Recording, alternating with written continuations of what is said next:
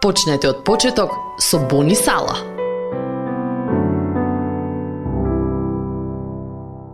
Овде е достапно освежување на душата.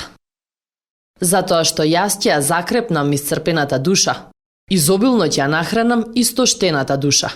Еремија, 31 глава, 25 стих. Уморна душа. Тоа е состојбата добро изразена од Билбо Багинс во Толкин, Заедницата на прстените. Стар сум, не го гледам тоа, но почнувам да го чувствувам во длабочината на срцето. И се чувствувам мошне слаб, некако истегнат. Ако знаете што сакам да кажам, како путер што е намачкан на премногу леп. Тоа не може да биде добро. Ми треба промена или слично. Најпосле, сите ние стануваме слаби, оптоварени и ни натежнуваат нашите неуспеси, неправдата што ни била направена и сето она што е погрешно на овој свет.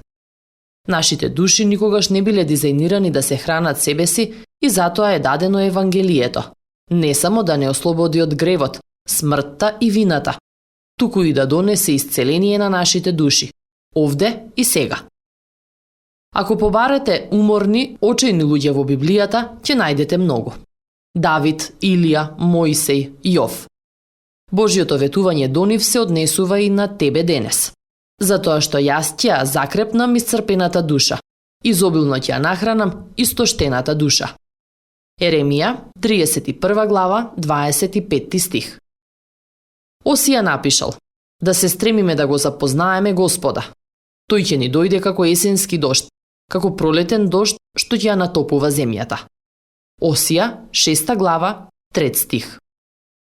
Дали сте уморни денес? Покајанието исто така навестува време на освежување на душата. Затоа покајте се и свртете се кон Бога, за да ви бидат избришани гревовите, проповедал Петар. Тогаш присуството на Господ во вашите животи ќе ви донесе освежување. Дела, 3 глава, 19 и 20 стих. Следевте еден момент на рефлексија од Бони Сала. Почнете од почеток со Бони Сала.